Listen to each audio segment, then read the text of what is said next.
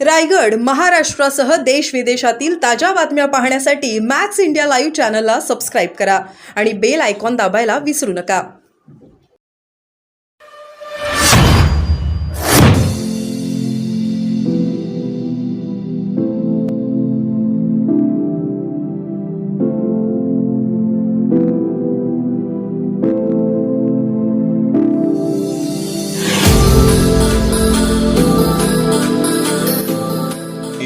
वर्षभरापूर्वी दीड वर्षापूर्वी जी भूमिका काही लोकांनी राष्ट्रवादी काँग्रेस पक्षाच्या बाबतीत घेतली, ती भूमिका का घेतली, कशासाठी घेतली, आता एक पुस्तक आलंय 2024 and election that surprise India. त्या पुस्तकामध्ये असलेले अनेक खुलासे आल्यानंतर आज जी परिस्थिती आहे ती परिस्थिती पाहता महाराष्ट्राला गद्दारी कधीही आवडत नाही. महाराष्ट्र चुकीला माफी करतो पण गद्दारीला करत नाही. त्यामुळे पराभव समोर दिसत असल्यामुळे अशा पद्धतीची भावनिक आवाहन करणं सुरू असेल. दादा असं पण म्हणाले, बारामतीकरांना आवाहन करताना दादा काय म्हणाले की बाबा बाकीच्या तालुक्यात जर एवढी कामं केली असतील, रस्त्यांचा विकास केला असता तर मला डोक्यावर घेऊन नाचलं होतं असतं. मला पुरंदर मधनं, शिरूर मधनं सगळीकडे नव्हतं. मी तुमच्यावर जीव लावला, मला निवडून द्या, बटन दाबायला तर लोकसभेसारखं करतात. दादा भावनिक होतात. विकासाच्या काही वेगवेगळ्या संकल्पना असतात. काही लोकांना वाटतं फक्त इमारती बांधल्या आणि रस्ते केले तर विकास होतो. त्यापेक्षा माणसं उभी करणं, कुटुंब उभी करणं, याला जास्त शाश्वत विकास आपण असं मानतो. आणि जी गोष्ट बारामतीमध्ये आदरणीय शरदचंद्रजी पवार साहेबांनी गेली 55 वर्ष सातत्याने केलेली आहे. त्यामुळे हा सूर्य हा जयत. माननीय देवेंद्रजी फडणवीस यांनी अप्रत्यक्षरित्या ही कबुली दिलेली आहे की महायुतीचं सरकार येत नाही. त्यांचं आधीच विधान असं होतं की ते आता मुख्यमंत्री पदाच्या रेसमध्ये नाहीत. याचा अर्थ महायुतीचं सरकारच येत नाही. ही कबुली देवेंद्रजी फडणवीस यांनी दिली आहे. आणि देवेंद्रजी फडणवीस यांनी ज्या छत्रपती शिवाजी महाराजांच्या महाराष्ट्राला 18 पगड जातीच्या लोकांना बरोबर घेऊन 12 बलुतेदार 16 अलुतेदारांना बरोबर घेऊन स्वराज्य निर्माण करण्याची संस्कृती आहे, इतिहास आहे, अशा मातीमध्ये वोट जिहाद सारखी भाषा करणं महाराष्ट्राचं नेतृत्व केलेल्या नेत्याला शोभत.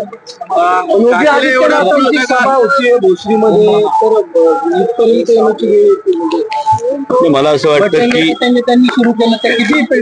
वस्तुस्थिती हे सगळेजण जाणतात की उत्तर प्रदेशमध्ये आता बेरोजगार युवकांचं जे आंदोलन झालं, त्या बेरोजगार युवकांची जर संख्या बघितली तर उत्तर प्रदेशच्या माननीय मुख्यमंत्र्यांनी त्यांच्या राज्यातल्या युवकांना रोजगार देण्याविषयीची भूमिका घेतली पाहिजे.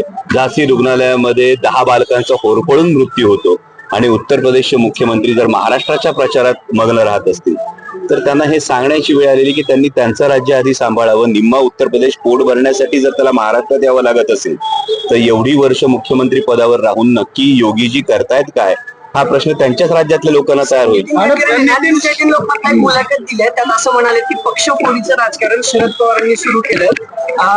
ज्यावेळेस शरद पवार मुख्यमंत्री होते त्यावेळेस सगळ्यात जास्त पक्ष फुटले. हा सगळा जो आरोप होतो किंवा तो फक्त शरद पवारांवर काय होतो? कारण आदरणीय पवार साहेबांची सुनामी महाराष्ट्रात आली हे आपण जाणतो. म्हणजे एकीकडे माननीय मोदीजी 26 विधानसभा मतदारसंघांची एकत्रित सभा घेतात आणि आदरणीय शरदचंद्रजी पवार साहेबांच्या एका मतदारसंघातल्या सभेला मोदीजींच्या सभेपेक्षा कैक पटीने गर्दी असते. यामुळे सगळ्याच भारतीय जनता पक्षाच्या महायुतीच्या नेत्यांच्या पोटात दुखणं स्वाभाविक आहे. आणि आदरणीय पवार साहेबांची जी सुनामी आलेली आहे महाराष्ट्रात ती कशी थांबवायची हे भारतीय जनता पक्षाच्या नेत्यांना कळत नाही आणि त्यामुळे अशी विधानं होतात. आलाय नातेवाईका असं अजित पवार म्हणतायत की इतक्या निवडणुका लढवल्या तरी काकी बाहेर आल्या नाहीत, माझी असेल साहेबांची असेल, मात्र आता नातवांचा ह्यांना एवढा पुरता का आलाय. मी काकींचे आभार मानेन यासाठी की महाराष्ट्र धर्माची ही जी निवडणूक आहे, महाराष्ट्र नेमका कुठल्या वाटेनं वाटचाल करणार ही जी निवडणूक आहे, कारण ही निवडणूक केवळ विधानसभेपेक्षा महाराष्ट्र हा 50 कोक्यात विकला जाणार का, महाराष्ट्र सेंट्रल एजन्सीच्या दबावानं झुकणार का, या पलीकडे जाऊन महाराष्ट्र स्वाभिमानासाठी लढणार हे जेव्हा दाखवायची वेळ आली आहे तेव्हा काकींसारखी आदरणीय व्यक्ती स्वतः रिंगणात उतरली याचा आम्हाला सगळ्यांना अभिमान. तुम्ही बारामतीला नक्कीच उद्या सभा. याच मतदारसंघात परवा उपमुख्यमंत्र्यांनी जोरदार टीका केली. सध्या दोमानीची व्हिडिओ क्लिप दाखवली. धर्मद्वेष, बटेंगे कटेंगीची भाषा करतात.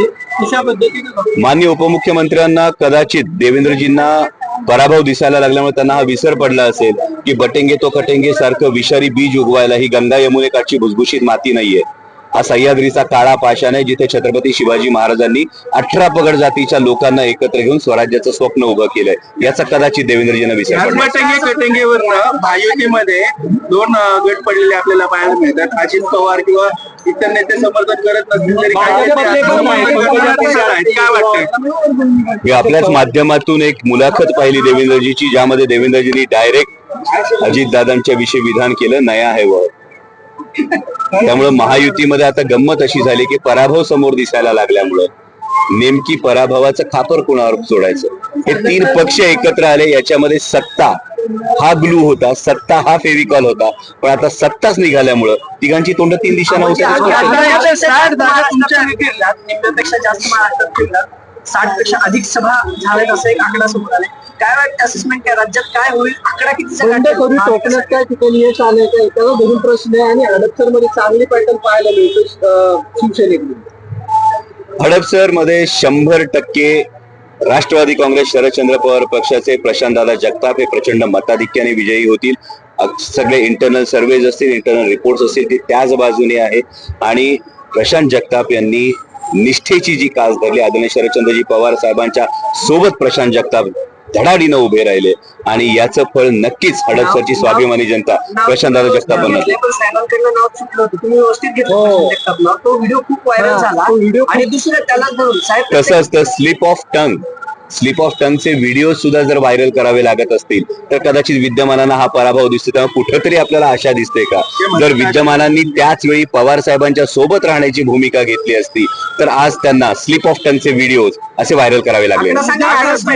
किमान 165 जागा, महाविकास आघाडी किमान 165 जागा. राष्ट्रवादी काँग्रेस पक्षांना आदरणीय पवार साहेबांची महाराष्ट्रात ही सुनामी दिसते आणि त्यामुळे तुम्हाला किमान 60 ते 65 जागा निवडून येतील असा आम्हाला विश्वास आहे. 100 पेक्षा अधिक मतदार. हे बघा, मुख्यमंत्री कोण याच्याविषयी आमची ही लढाईच नाहीये. ही लढाई महाराष्ट्र धर्म राखण्यासाठी आहे. महाराष्ट्रातला युवक असेल, महाराष्ट्रातल्या माता भगिनींची सुरक्षा असेल, महाराष्ट्रातल्या युवकांचा रोजगार असेल, महाराष्ट्रातल्या शेतकऱ्यांचा शेतमालाला हमीभाव मिळण्याची जी भावना असेल, या सगळ्या गोष्टींसाठी ही लढाई आहे.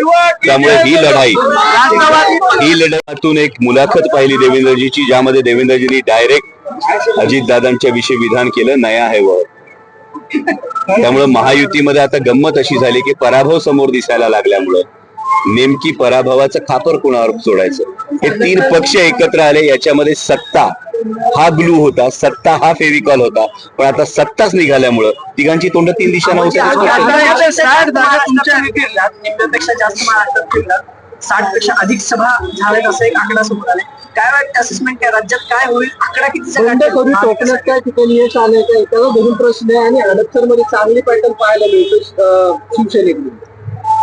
हडपसर मध्ये 100% राष्ट्रवादी काँग्रेस शरदचंद्र पवार पक्षाचे प्रशांतदादा जगताप हे प्रचंड मताधिक्याने विजयी होतील. सगळे इंटरनल सर्वेज असतील, इंटरनल रिपोर्ट्स असतील, ते त्याच बाजूने आहे. आणि प्रशांत जगताप यांनी निष्ठेची जी कास धरली, आदरणीय शरदचंद्रजी पवार साहेबांच्या सोबत प्रशांत जगताप धडाडीनं उभे राहिले आणि याचं फळ नक्कीच हडपसरची स्वाभिमानी जनता प्रशांतदादा जगतापांना. नाव चुकलं होतं, तुम्ही व्यवस्थित घेतलं. तो व्हिडिओ खूप व्हायरल झाला आणि दुसरं त्याला धरून साहेब कसं असतं, स्लिप ऑफ टंगचे व्हिडिओ सुद्धा जर व्हायरल करावे लागत असतील तर कदाचित विद्यमानांना हा पराभव दिसतो. तेव्हा कुठेतरी आपल्याला आशा दिसते का, जर विद्यमानांनी त्याच वेळी पवार साहेबांच्या सोबत राहण्याची भूमिका घेतली असती तर आज त्यांना स्लिप ऑफ टंगचे व्हिडिओ असे व्हायरल करावे लागले. किमान 165 जागा, महाविकास आघाडी किमान 165 जागा. राष्ट्रवादी काँग्रेस पक्षांना आदरणीय पवार साहेबांची महाराष्ट्रात ही सुनामी दिसते आणि त्यामुळे तुम्हाला किमान 60 ते 65 जागा निवडून येतील असा आम्हाला विश्वास आहे. 100 पेक्षा अधिक मतदार. हे बघा, मुख्यमंत्री कोण याच्याविषयी आमची ही लढाईच नाहीये. ही लढाई महाराष्ट्र धर्म राखण्यासाठी आहे. महाराष्ट्रातला युवक असेल, महाराष्ट्रातल्या माता भगिनींची सुरक्षा असेल, महाराष्ट्रातल्या युवकांचा रोजगार असेल, महाराष्ट्रातल्या शेतकऱ्यांचा शेतमालाला हमीभाव मिळण्याची जी भावना असेल, या सगळ्या गोष्टींसाठी ही लढाई आहे. त्यामुळे ही लढाई मुख्यमंत्री कोण यापेक्षा महाराष्ट्र कुठल्या दिशेने जाणार याची लढाई हे मला वाटतं. पेक्षा अधिक मतदारसंघात मुख्यमंत्री पदाच्या सैरतीतच नाही असं म्हणलेले आहेत. नेमकं कोण आहे? मी तुम्हाला सांगितलं, मुख्यमंत्री पदापेक्षा ही लढाई महाराष्ट्र धर्माची आहे. मुख्यमंत्री कोण होतं यापेक्षा महाराष्ट्रातल्या युवकांना रोजगार मिळतोय का, महाराष्ट्रातल्या शेतकऱ्यांच्या शेतमालाला हमीभाव मिळतोय का, महाराष्ट्रातल्या शेतकऱ्यांच्या आत्महत्या थांबतायत का, महाराष्ट्राच्या माता भगिनींना सुरक्षित वातावरण तयार होतंय का, हे जास्त बघणं गरजेचं आहे.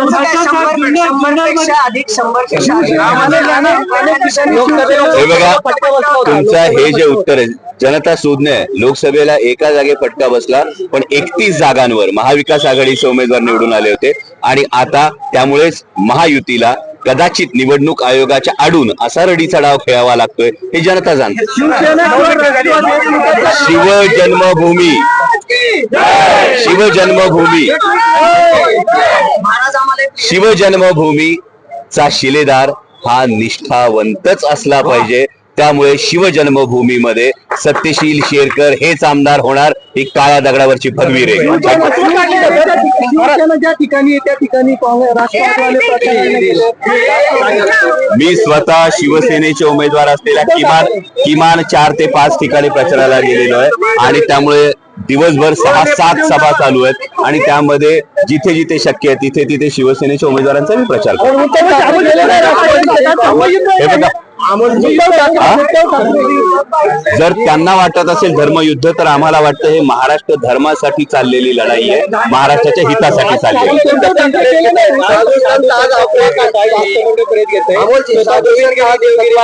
आमच्यासाठी आम्ही धर्म छत्रपती शिवाजी महाराजांची शिकवण आहे की धर्म हा आम्ही उंबरठ्याच्या आत ठेवतो आणि उंबरठ्याच्या बाहेर एक पाऊल टाकल्यानंतर आम्ही केवळ भारतीय असतो. ही जर आमची भावना असेल तर मग इतर लोकांना धर्म हा उंबरठ्याच्या बाहेर जेव्हा आणायला लागतो तेव्हा अशा पद्धतीनं कुठेतरी विकासावर मतं मागता येत नाहीत. कुठेतरी महायुती सरकारनं प्रचंड भ्रष्टाचार केलेला आहे, शेतकऱ्यांचं, युवकांचं, माता भगिनींची प्रचंड अनास्था आहे आणि हे असल्यामुळे असे कुठले तरी पैत्रे हे महायुतीला खेळावे. उद्धव ठाकरे गेले नाही बऱ्याच ठिकाणी राष्ट्रवादी. जितक्या जागा लढतायत यामध्ये 10 ते 12 दिवसाच्या प्रचारामध्ये एक व्यक्ती मी स्वतःवरून बघतोय की 8 ते सभा या जर झाल्या तर त्या फार अवघड आहे, त्या फार अवघड तेव्हा त्याला उमेदवार प्रचार करावा लागेल.